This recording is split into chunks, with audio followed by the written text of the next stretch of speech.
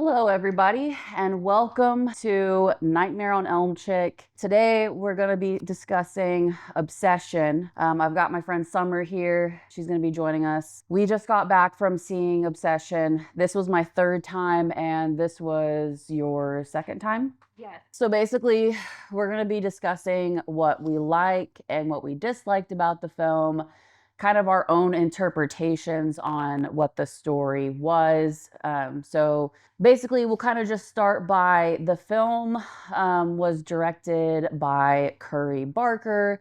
He was actually a YouTuber, so he got his roots from YouTube. He has a short film on YouTube currently for free that he released in 2024. It's called Milk and Cereal. Kind of a weird name, but it's actually really good. It's like a found footage film about a serial killer named Milk. I won't even get into it, but it's really good. So I highly recommend if you haven't seen it.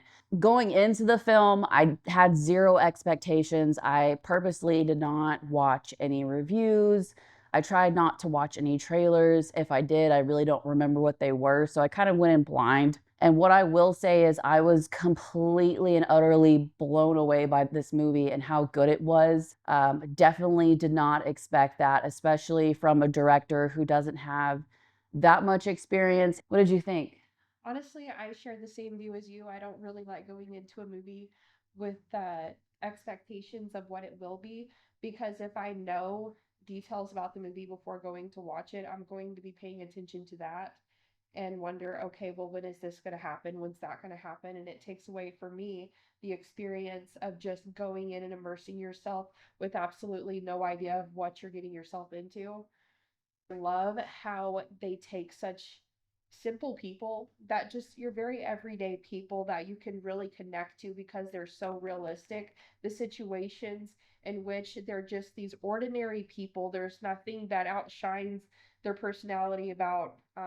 It's not like they're famous or they have like certain qualities about them that make them larger than life. They're just everyday people that work in this little shop, and so you can really connect to these people and how they connect with each other through, socialization because they're just a group of friends just trying to figure life out like everyone else. And so immediately it soaks you in to their lives and the way that they communicate with one another. Eventually the movie just progressively gets better. It really starts off as a slow burn, especially, in the beginning where Bear is such a dynamic character. Honestly, we all know that he is the villain, and we'll kind of explain why a little bit later on. If you haven't seen the movie yet, there is going to be some spoilers later in the video. He's the type of character that is so timid and awkward that he cannot be honest and face his feelings and confess to that person. Like, he can't bring himself to confess his love or his it's actually infatuation with Nikki. He can't do it, so he ends up getting this One Wish Willow, like this gag gift, so have you, which I honestly love that premise. It's so simple, yet it's so effective. And Curry Barker literally takes something like such a simple idea of having a wish gone wrong and just turns it into this fucking masterpiece. Like, he breaks the stick and he wishes that Nikki would only love him. So she ends up becoming this completely different person as soon as he breaks the stick. And it's really funny because you like, as soon as she changes, even she herself doesn't know what's going on, and the entity doesn't exactly know how to act yet because the entity doesn't know like Nikki's mannerisms or how she talks. So the entity's still kind of figuring that out. And so Bear is like, what the fuck is going on? Like, you're acting insane. Like, are you okay? Like, are you drunk? Like, why are you, you know what I mean? So it's like a snap of a finger because suddenly she just starts becoming obsessed with him, and progressively it just gets worse and creepier, until the finale. But it's like, the fact that Curry could write such a story and, put these disturbing details. There is some, There is some comedy, there's a little bit of comedy sprinkled, but this is by no means a horror comedy, like, whatsoever. Like, yes, there's some humor, but it's really focused, like, heavily on psychological horror and, there's possession in there, but it's not like your typical, like, possessed by a demon or a spirit. Like, this is a completely different thing, Yes. which is what I really liked about it. I think it's very, very refreshing. I think indulging a little more into his personality too, I really appreciate how the movie starts out and he's sitting across from this waitress in a cafe and he's expressing to her as if she was Nikki all of his feelings. And whenever he does that, he takes down this wall of being insecure and he really just dives into this moment of letting her know that you're all I think about within the day. You are the first thought that I have whenever I wake up and the last thought I have whenever I go to sleep. And he really is just showing, I think, the audience, like, I really would do absolutely anything to be with this person. And whenever his friend said, "Yeah, that's really weird. That's kind of creepy. It's weird." I think that that's whenever he comes to this realization, like, you're right. This is why I'm insecure, is because I know how it sounds because we're only friends. I can't show her this part of myself because she's probably going to meet me with that same expectation of this is too much for me.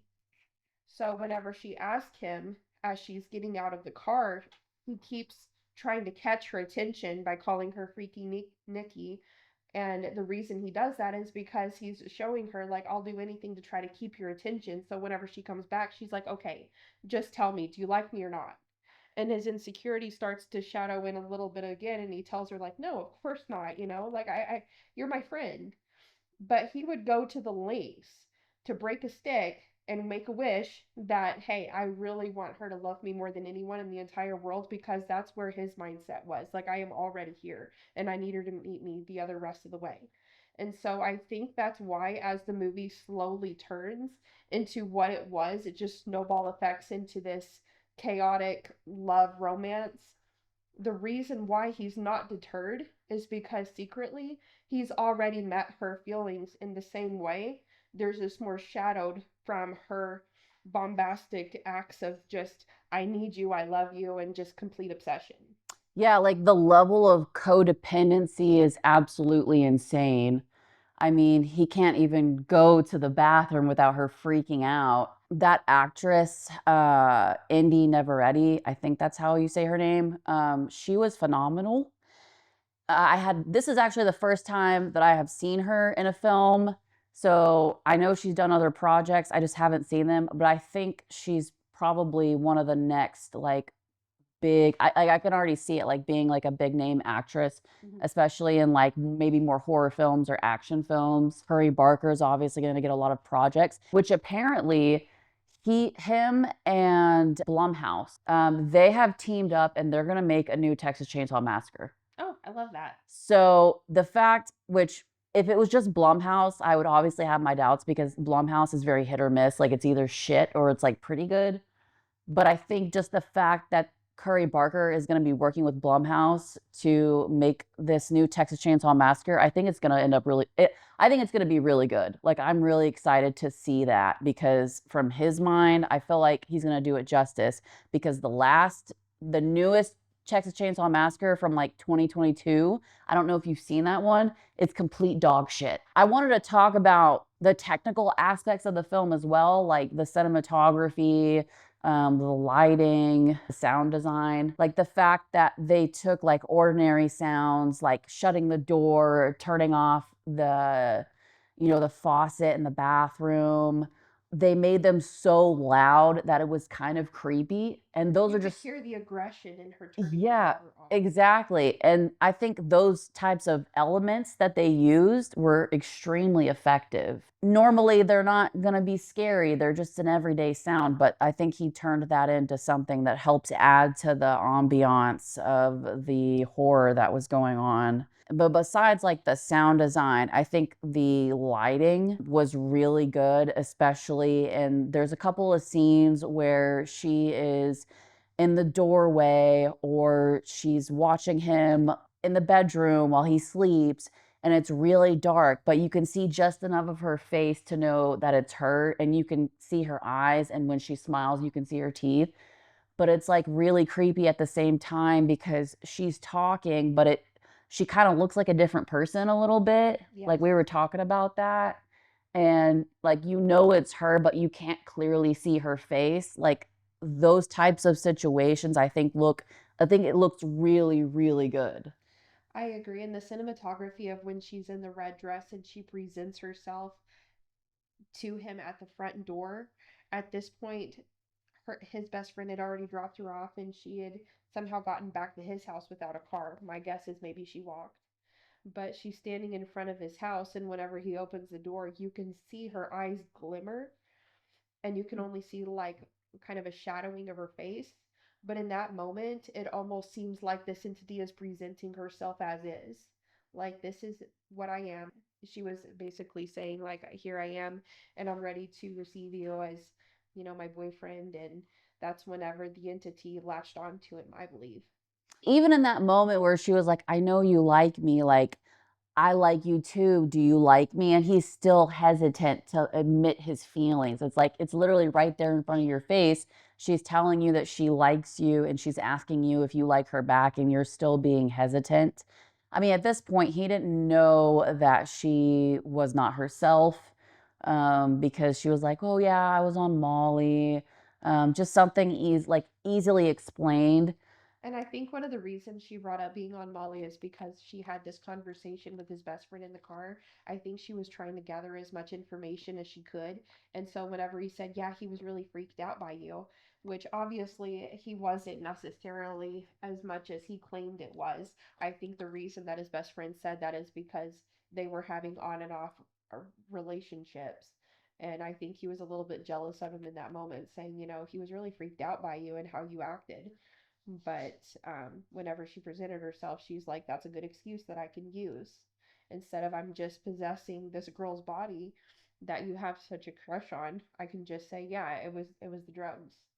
And over time, she eventually just gives up the act and doesn't care anymore. When she starts acting strange, it goes from like, oh, well, I was doing Molly. Oh, well, I was having a bad dream. Yeah, I agree.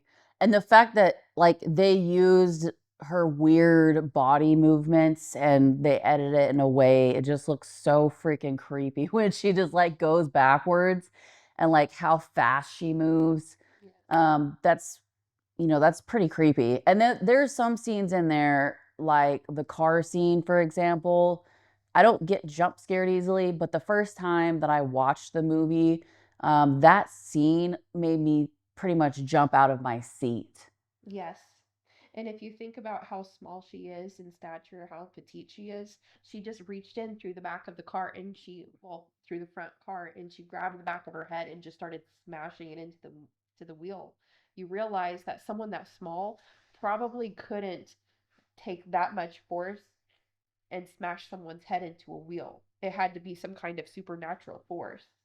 And I think that's where the entity was really saying, like, no, he's mine and I'm going to take him. Oh yeah, I mean, she just flat out didn't give a shit anymore. She really did not. She's like, I don't care if you see me kill people, like I'm gonna kill everybody for you. Like just completely off the deep end. And just the little details like of her not knowing that, taking the dead cat out and trying to do a memorial was inherently wrong and weird, and her putting the cat meat in a sandwich, packing it in his lunch, like just those little things like that. Although I do want to mention one thing that I do dislike about the film, and I really had to see this film like 3 times to really find something I dislike about it. But I realize it's not a real dead cat. I mean, obviously, but I feel like they could have gotten something that was a little bit more realistic. I mean, they could have honestly gotten like a taxidermied cat or something like that.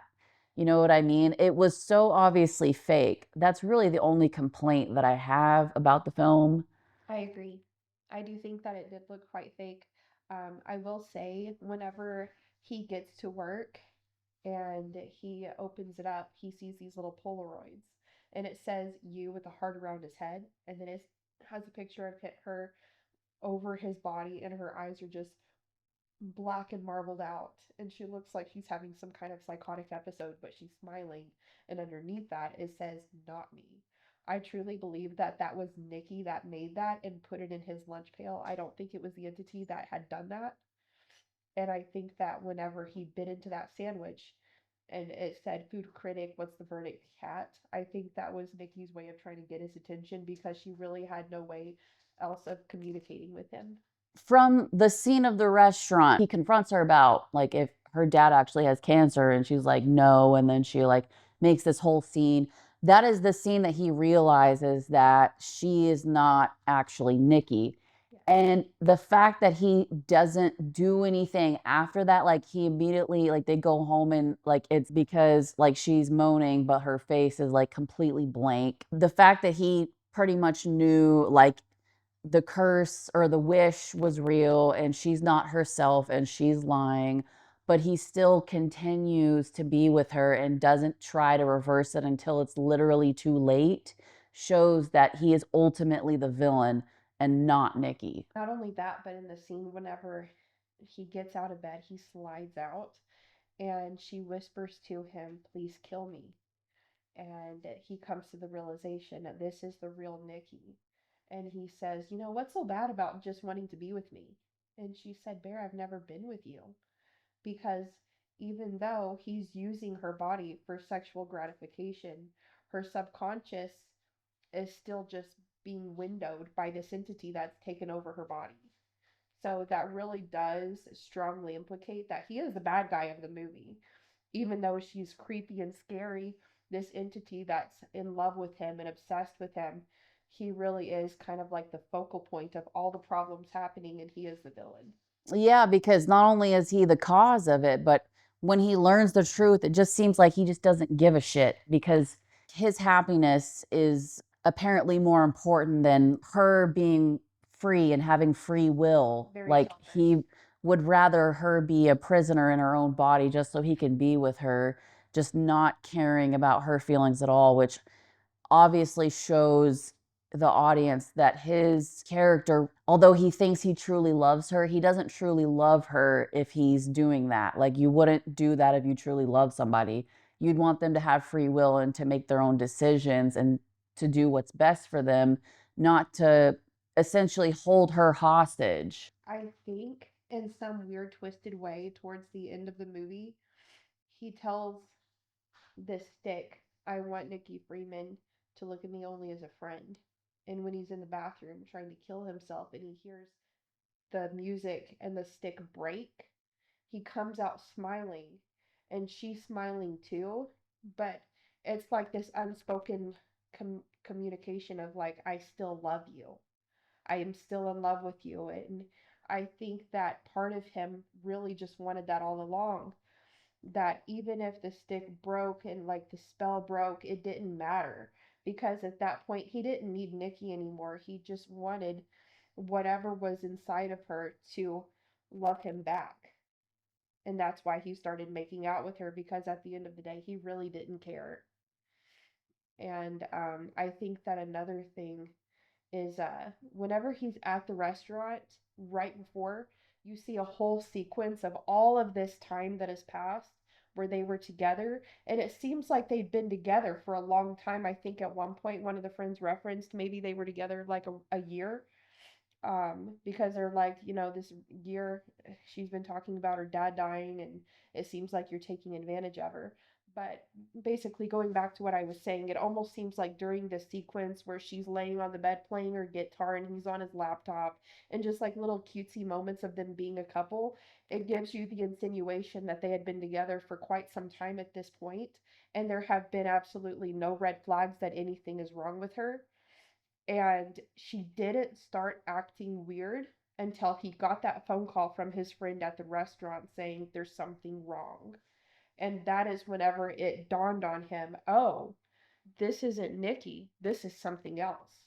And that's when she started freaking out in the restaurant, saying no, no, no, and causing a scene because that wall had come down and now she was exposed. Whatever this thing was, it could no longer act anymore. Yeah. Yeah, I definitely agree with that. I mean, that's definitely the turning point of the film where it really gets that like tonal shift. Everything just goes downhill from there. You know, it's no longer like cutesy romantic, it's just like straight up hell. Yes. Honestly, I don't think the movie was so much about him trying to get Nikki back because of his selfish personality. I think what it was really entailing is that him and this entity were trying to find some kind of common ground where they could still be together, but obviously it wouldn't put them in such a predicament as to where there would be chaos and death. And I think that had she not murdered someone, maybe he wouldn't have tried to find a way out by killing himself. Yeah, and even at the last second, I mean, he was like, "Fuck, I can't kill myself," but it was already too late at that point, you know, because he already swallowed the pills, but he still had a moment of like, "You know what? I can't go through with this. Like, let's try to make it work." And that's just really telling like of his character. Selfish until the very end. I think that one thing I really enjoyed too is whenever earlier in the film he's laying in bed and he wakes up and he looks around the room because he's wondering where did she go? And she's standing in the very corner of the room in the dark. And he said, "What happened?" And she said, "I had a bad dream. I dreamed that your feelings weren't mutual. You didn't love me as much as I loved you." And her face does not look like her face. To me, it looks like a different woman's face.